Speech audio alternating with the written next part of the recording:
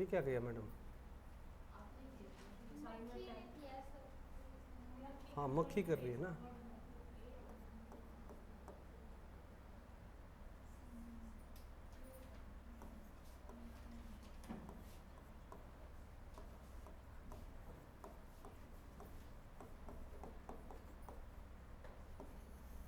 तो दिल्ली सल्तनत साम्राज्य जिसकी शुरुआत 1206 में हुई, 1206 टू 1526, तकरीबन 20 साल तक, 320 साल तक ये साम्राज्य भारत की धरती पे खड़ा रहेगा। ठीक है, इसकी खास बात क्या है? ये भारत का प्रथम मुस्लिम साम्राज्य है। It was the first Muslim kingdom in India.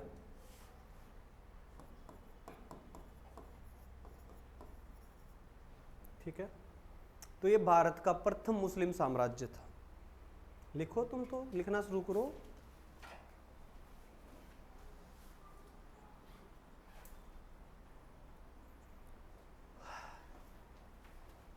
तो ये भारत का पहला मुस्लिम साम्राज्य था। This was the first Muslim kingdom in India.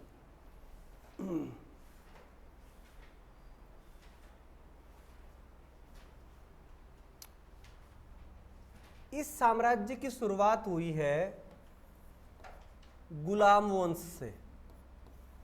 गुलाम वंश यानी कि स्लेव डायनेस्टी।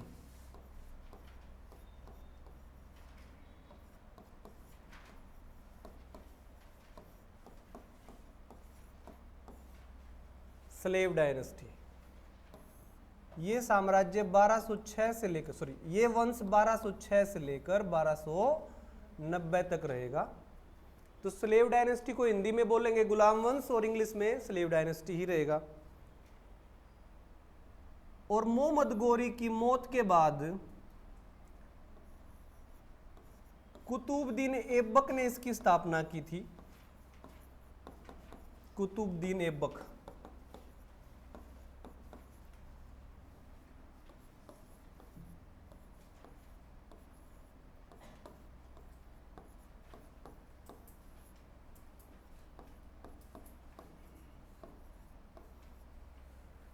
ठीक है, तो गुलाम वंश से शुरुआत हो रही है दिल्ली सल्तनत साम्राज्य की। गुलाम वंश के संस्थापक कौन है? Qutbuddin Aibak, the founder of slave dynasty.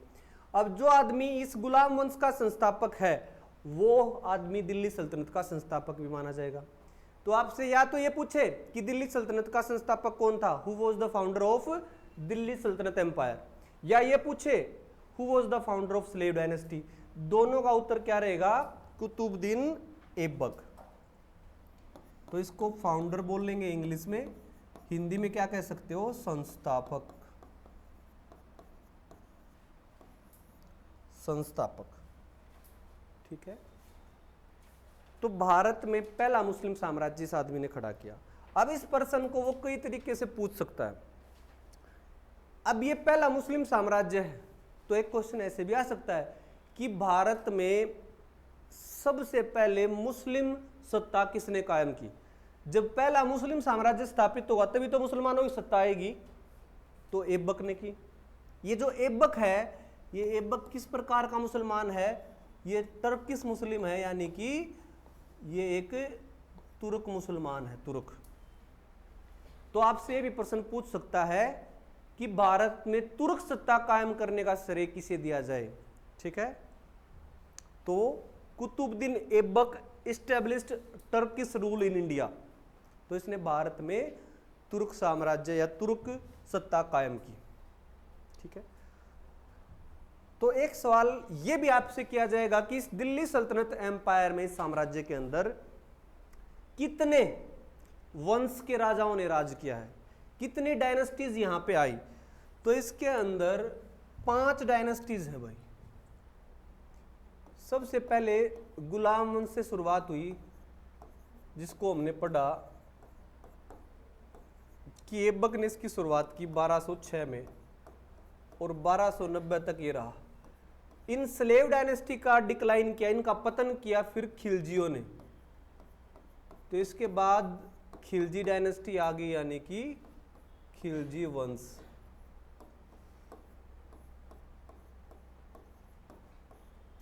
Khilji वंश 1290 से लेकर 1320 तकरीबन 30 साल खिलजियों ने शासन किया दिल्ली सल्तनत साम्राज्य के अंदर। वंश का मतलब होता है खानदान, कि किस घराने के ये शासक हैं।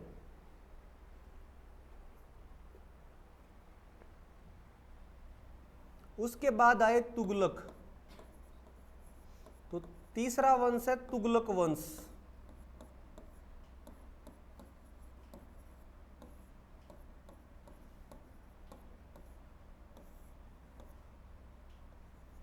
तेरह सौ 20 से लेकर या माखी कालजा भी पाड़ेगी मेरा, ड्राव भी है। तो 1320 से लेकर 1414 तक तुगलक शासकों ने शासन किया। तो यहाँ पे एक बात वैसे ध्यान रख लेना, जब ये डायनेस्टी डिस्कस करेंगे तब तो लिखेंगे। तो दिल्ली सल्तनत में जो 5 डायनेस्टीज आएंगी उसमें सबसे कम शासनकाल खिलजियों ने किया, सबसे अधिक समय तक शासन तुगलकों का रहेगा। और इसके बाद आएंगे सैयद वंश। तो जो सैयद डायनेस्टी है 1414 से लेकर 1451 तक इनका शासन रहा। तो 4 डायनेस्टी तो ये हो गई हैं, और 5वीं जो है वो है लोधी डायनेस्टी, यानी कि लोधी वंश।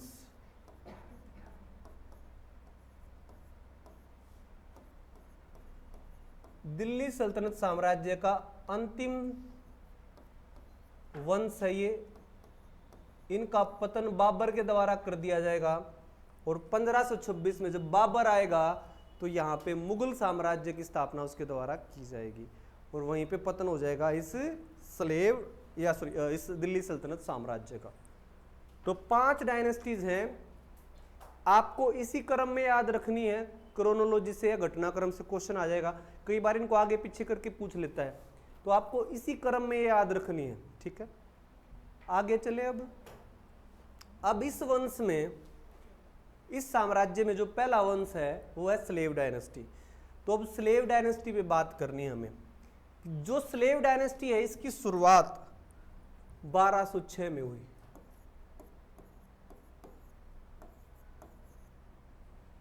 स्लेव डायनेस्टी यानी कि गुलाम वंश।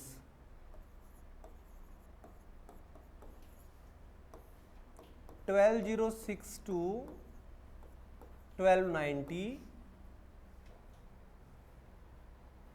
उसके बाद यह भी बताया गया कि इस वंश का एक और नाम है मामलुक वंश। मामलुक वंश।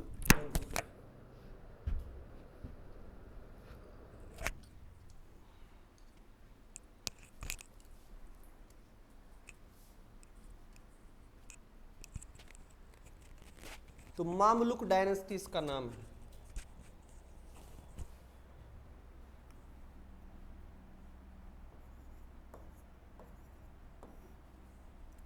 मामलुक उसको कहा जाता है जो इस्लाम धर्म में स्वतंत्र पैदा हुआ हो और बाद में गुलाम बन जाए। तो ऐबक ऐसे ही टाइप का एक व्यक्ति था, ऐबक को मामलुक कहा करते, और एक मामलुक ने नया वंश शुरू किया है, इसीलिए इसका नाम मामलुक वंश पड़ा। और तीसरा है इल्बरी वंश।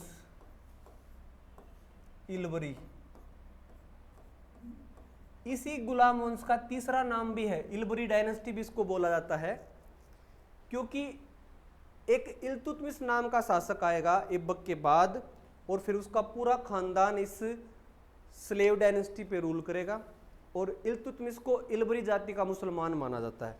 तो इल्बरी मुसलमानों का राज ही रहा है स्लेव डायनेस्टी में ज़्यादातर, इसीलिए इस वंश के तीसरा जो नाम बताया है वो है इल्बरी वंश। लेकिन हम शुरुआत करेंगे कुतुबुद्दीन ऐबक से। कुतुबुद्दीन ऐबक वो आदमी जिसने स्लेव वंश को शुरू किया, जिसने दिल्ली सल्तनत साम्राज्य की नींव रखी, और तकरीबन तकरीबन 3.5 साल तक इसने शासन किया, 1206 से लेकर 1210 तक। तो इसने इतना ही शासन किया है। ऐबक की अगर हम बात करें, इसको कुछ और नामों से भी बुलाया जाता है, और ये जो राजा हुआ करते हैं इनके जो अन्य नाम होते हैं उनको हम बोलते हैं उपाधि।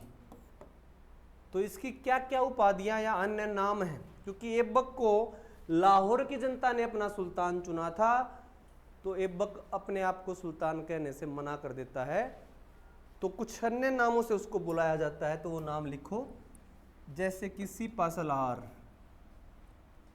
सिपा सलार,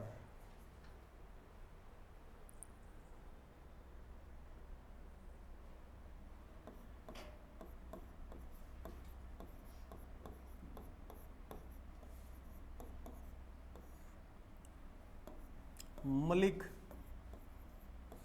ये नाम है ऐबक के। लखबख्श,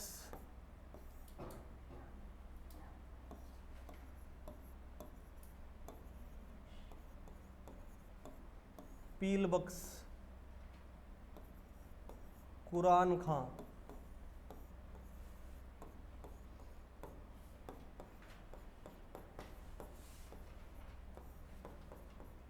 हातिम द्वितीय। तो ये कुछ अन्य नाम हैं कुतुबुद्दीन ऐबक के। सिपा सलार, मलिक। लखबख्श उस आदमी को कहा जाता है जो 1 लाख रुपए का दान दे दे, क्योंकि इसने लाहौर में बहुत सारे चांदी के सिक्के बंटवाए थे, तो इसलिए इसको लखबख्श कहा गया।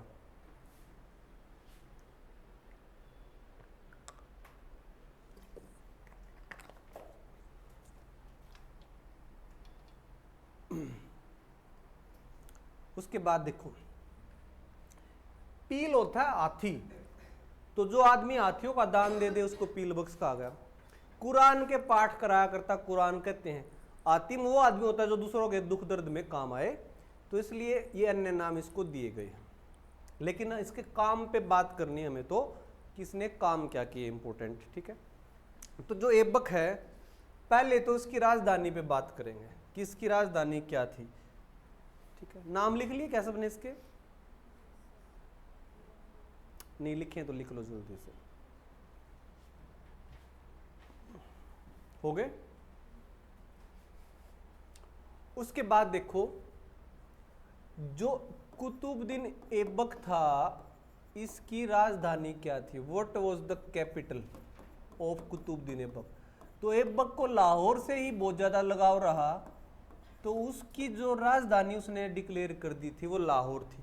तो लिख लो, Lahore was the first capital of Delhi sultanate.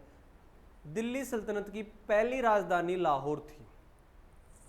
Delhi सल्तनत की प्रथम राजधानी लाहौर थी। Lahore was the first capital of Delhi सल्तनत एम्पायर।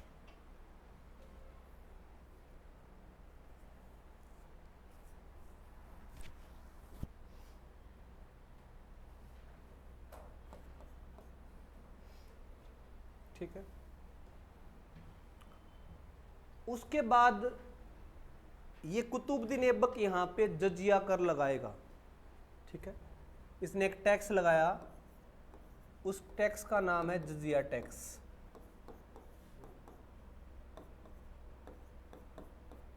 इससे पहले ये टैक्स भारत में लग चुका है,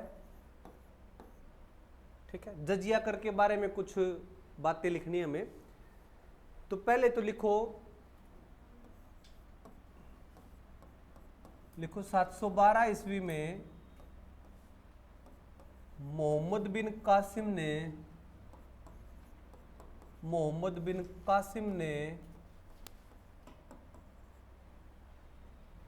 भारत में पहली बार जजिया कर लगाया था।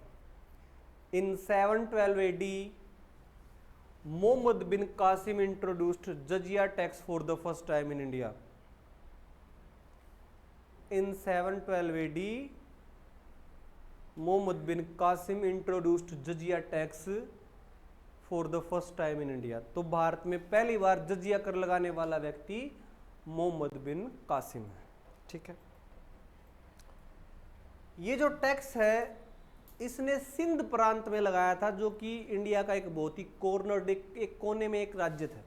अब तो पाकिस्तान में वैसे भी है सिंध, लेकिन मेनलैंड इंडिया की बात करें, प्रमुख भारत की, तो प्रमुख भारत में इसको लगाने वाला व्यक्ति कौन रहेगा? ऐबक। तो लिखो, कुतुबुद्दीन ऐबक ने प्रमुख भारत में पहली बार जजिया कर लगाया। Qutubuddin Aibak introduced jizya tax. कुतुबुद्दीन ऐबक ने प्रमुख भारत में पहली बार जजिया कर लगाया था। Qutubuddin Aibak introduced jizya tax for the first time in mainland India. तो ऐबक ने प्रमुख भारत में पहली बार जजिया कर लगाया था। ठीक है। अब क्योंकि और बच्चे तो पहले पढ़ चुके हैं, ये जजिया कर है क्या ये समझो। It was a protection tax, ये एक सुरक्षा कर होता था जो गैर मुसलमानों से वसूला जाता था। अभी लिखना नहीं आपको, मैं लिखवाऊंगा, पहले समझो। ये एक प्रोटेक्शन टैक्स था जो नॉन मुस्लिम से कलेक्ट किया जाता था। अब ये जो राजा आया, जैसे मोहम्मद बिन कासिम है, इसने क्या किया आते? इसने कहा कि भाई देखो, मेरे साथ जो सैनिक आए हैं इस्लाम धर्म के प्रचार के लिए आए हैं, या तो तुम इस्लाम धर्म में कन्वर्ट हो जाओ, अगर नहीं होगे तो मेरे सैनिक जान से मार देंगे, और तुम ये चाहते हो अपने सैनिकों से मैं तुम्हारी रक्षा करूं, तो इसके बदले में तुम्हें मुझे एक टैक्स देना पड़ेगा। वो टैक्स का नाम ही क्या था? जजिया कर। तो क्या लिखोगे? लिखो, जजिया कर एक सुरक्षा कर था। Jizya was a protection tax.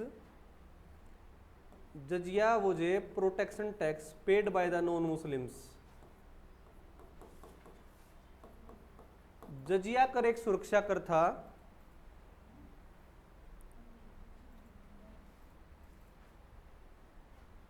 जो गैर मुसलमानों से वसूला जाता था। Jizya was a protection tax paid by the non Muslims. जजिया कर एक सुरक्षा कर था जो गैर मुसलमानों से वसूला जाता था, जो गैर मुसलमानों से वसूला जाता था। ठीक है, लिख लिया सबने? अब एक बात का ध्यान रखना है, ये जो गैर मुसलमान लोग हैं,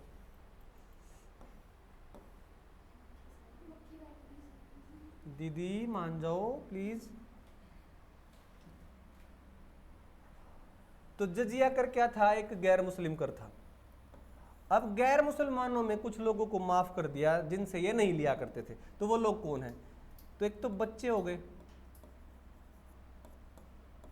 ठीक है, महिला हो गई,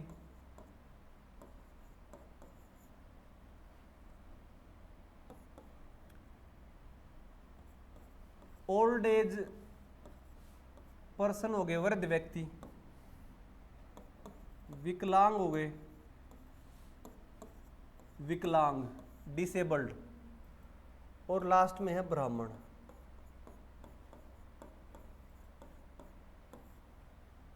तो बच्चे, महिला, विकलांग, वृद्ध तथा ब्राह्मणों से जजिया कर नहीं लिया जाता था। ठीक है, बच्चे, महिला, वृद्ध, विकलांग तथा ब्राह्मणों से जजिया कर नहीं लिया जाता था। Children, women, old age,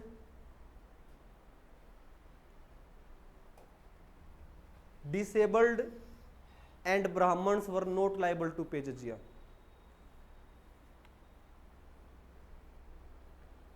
Children, women, disabled, aged person and Brahmins were not liable to pay jizya.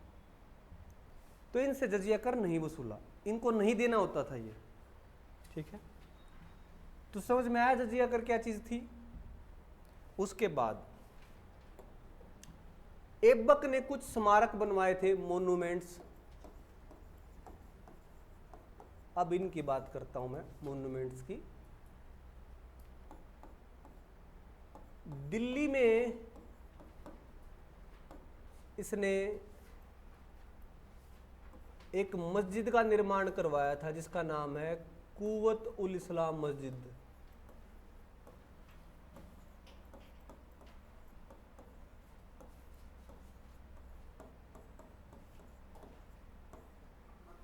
कुव्वत ul Islam मस्जिद, ये दिल्ली में है।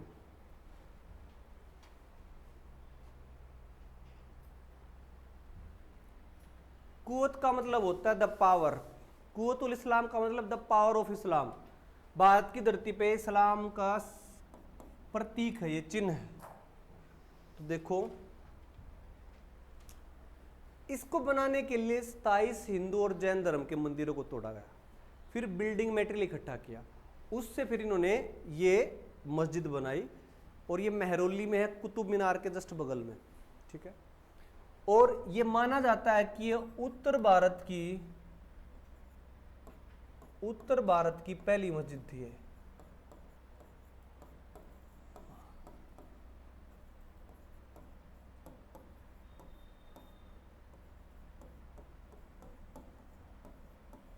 मस्जिद को इंग्लिश में लिखते हैं mosque. So this was the first mosque of north India. This was the first mosque of north India. ये उत्तर भारत की पहली मस्जिद थी।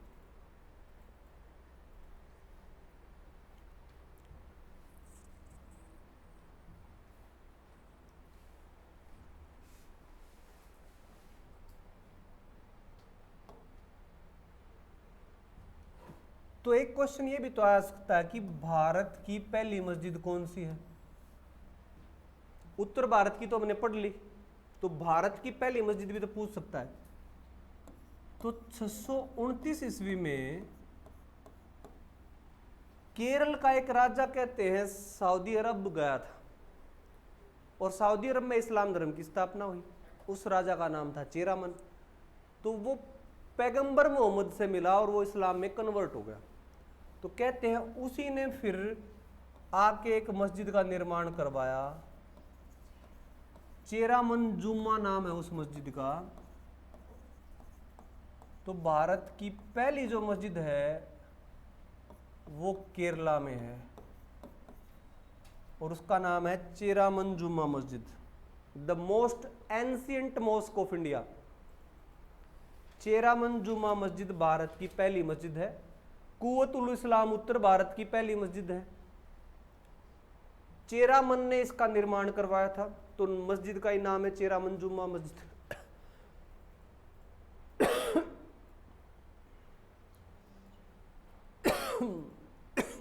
सॉरी।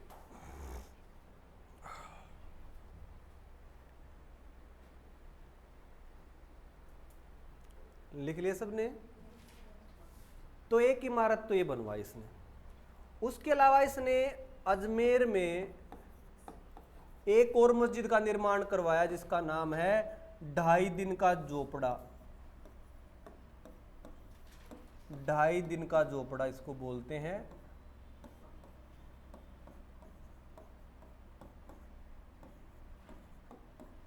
हिंदी और इंग्लिश में दोनों में सेम रहेगा, नाम है क्योंकि। तो 2.5 दिन का झोपड़ा, लिखने में 2.5 दिन आएगा, बोलने में 2.5 दिन होगा। तो अजमेर में है, ये भी मस्जिद है, 2.5 दिन में बना दी थी इसने कहते हैं।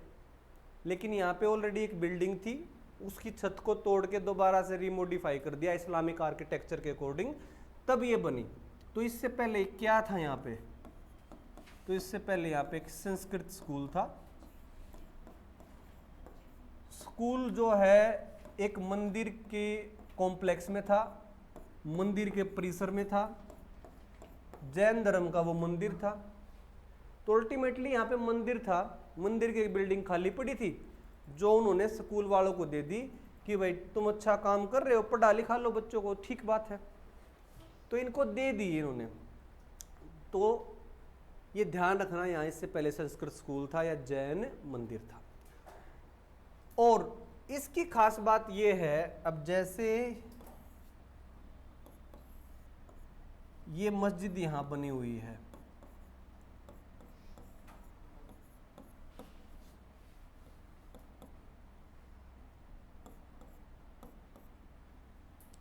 तो इस मस्जिद के ऊपर देखो ये गुंबद बना हुआ है, ये जो स्ट्रक्चर है इसको बोलते हैं डोम, हिंदी में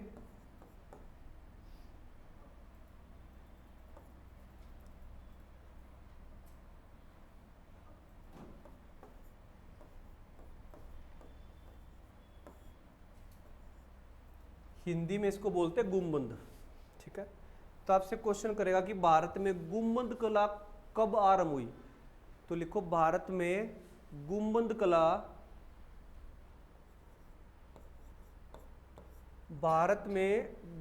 कला सल्तनत काल से आरंभ हुई। Dome art was started in India, during sultanate period. भारत में गुंबद कला सल्तनत काल से आरंभ हुई थी। So dome art was started in India during sultanate period. ठीक है, चलें आगे, लिख लिया सबने। तीसरा जो मॉन्यूमेंट है जो इसने बनवाया दिल्ली में ही है, और वो है कुतुब मीनार।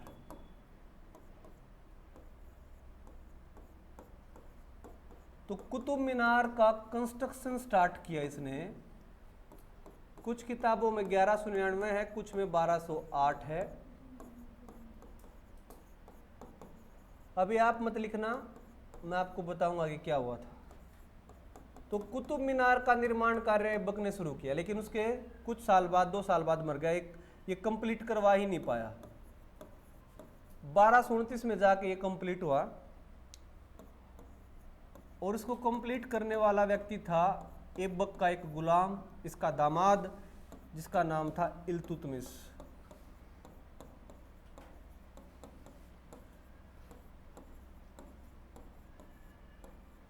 अब लिखो आप,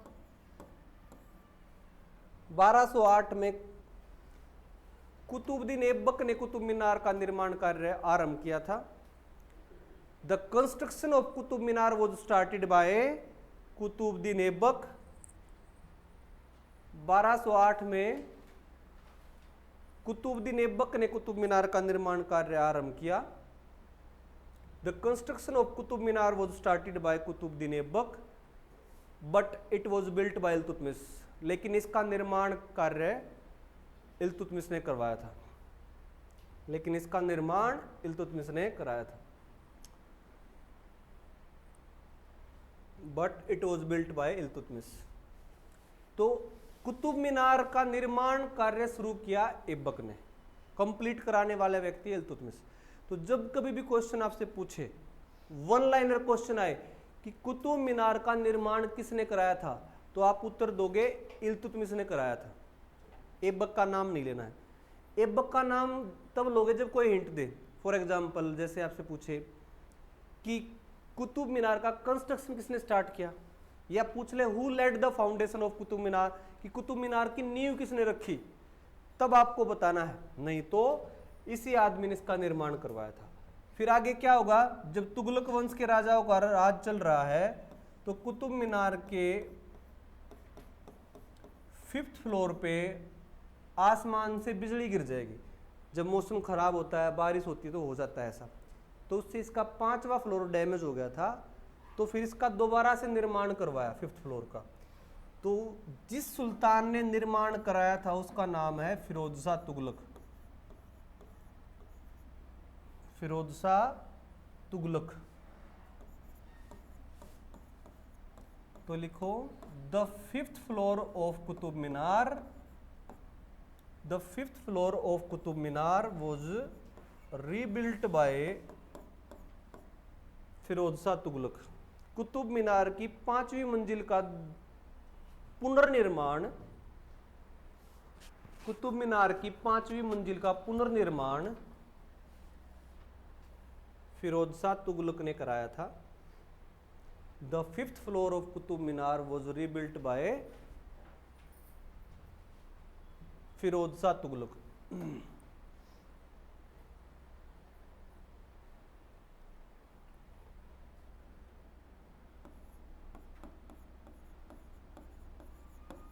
एक और सुल्तान है लोधी वंश का जिसका नाम है सिकंदर लोधी, उसने इसकी मरम्मत भी करवाई थी। तो दो तो डायरेक्टली कनेक्टेड हैं, दो इनडायरेक्टली कनेक्टेड हैं, ठीक है। तो लिखो सिकंदर लोधी ने कुतुब मीनार की मरम्मत करवाई थी। Sikandar Lodhi renovated Qutub Minar, Sikandar Lodhi renovated Qutub Minar. तो इसने इसका रेनोवेशन किया था, मरम्मत की थी।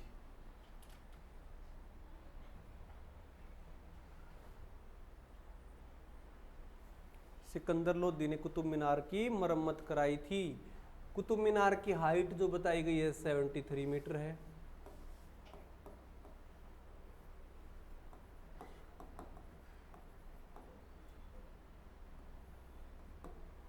और यूनेस्को ने इसको विश्व विरासत डिक्लेयर कर रखा है, यानी कि वर्ल्ड हेरिटेज साइट है, वर्ल्ड हेरिटेज साइट इसको डिक्लेयर कर रखा है, ठीक है। So Qutub Minar is now a world heritage site declared by UNESCO. UNESCO ने कुतुब मीनार को विश्व विरासत घोषित कर रखा है। हिंदी में क्या बोलोगे इसको? विश्व धरोहर कह सकते हो या विश्व विरासत।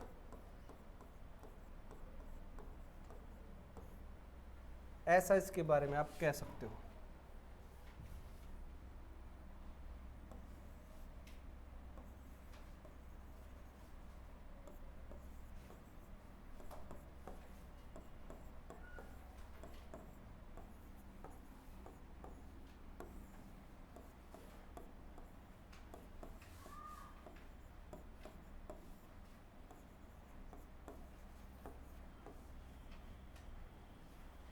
अब एक क्वेश्चन आएगा कि कुतुब मीनार नाम किसके नाम पे रखा गया है? तो एक संत थे, एक फकीर था, सूफी संत, एक बाबा, जिसका नाम था Qutubuddin Bakhtiyar Kaki.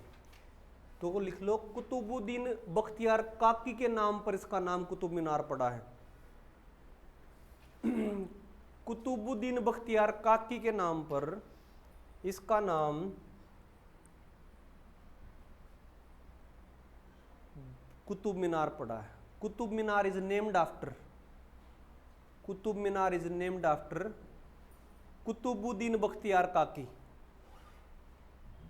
Qutub Minar is named after Qutubuddin Bakhtiyar Kaki, ठीक है।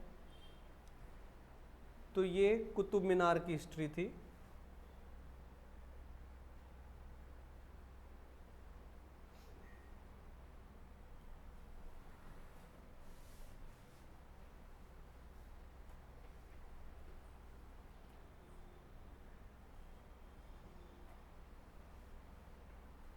उसके बाद ऐबक की डेथ हो जाएगी।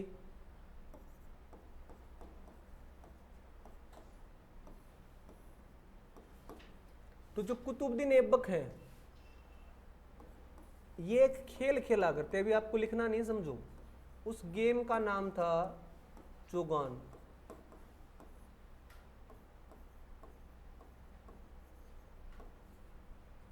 ये चौगान नाम का एक खेल खेला करते थे।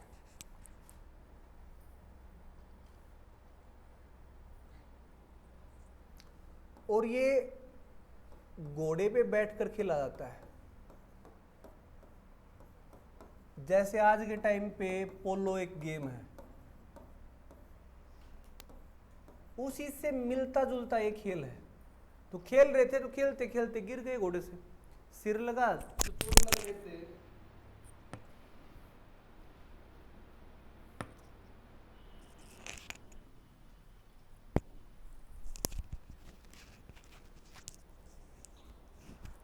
तो चोट लगने से क्या होगी? इनकी मृत्यु होगी। तो लिखो 1210 में चौगान खेलते समय घोड़े से गिर के ऐबक की मृत्यु होगी। In 1210 AD Aibak was died. In 1210 AD Aibak was died by falling from a horse, by falling from a horse. 1210 में चौगान खेलते समय घोड़े से गिरकर ऐबक की मृत्यु हो गई। In 1210 AD, Aibak was died by falling from a horse while playing chogan. While playing chogan. ठीक है। तो इसके बाद नेक्स्ट कौन आया? ऐबक का बेटा, जिसका नाम है आरामसा। 1210 में यह आया, जो कि बड़ा निकम्मा टाइप का लड़का था, इसको शासन करना आता ही नहीं था। ठीक है, तो इससे सब लोग परेशान हो गए, इसने सारी अर्थव्यवस्था ठप कर दी। तो फिर व्यापारी लोग इकट्ठे होके गए इल्तुतमिश के पास। ये ऐबक का बेटा है, तो ये ऐबक का दामाद है इल्तुतमिश, इसके पास चले गए वो कि महाराज उसने तो सारी अर्थव्यवस्था चौपट कर दी, उस मूर्ख का कुछ करो। ये बोला मैं कुछ करता हूं। फिर इसने उसका क्या कर दिया? मर्डर कर दिया। किसका? आरामसा का। और फिर अगला सुल्तान कौन आया? इल्तुतमिश। ठीक है, तो आज इतना ही करेंगे। ठीक है, कर दो इसको मैडम बंद।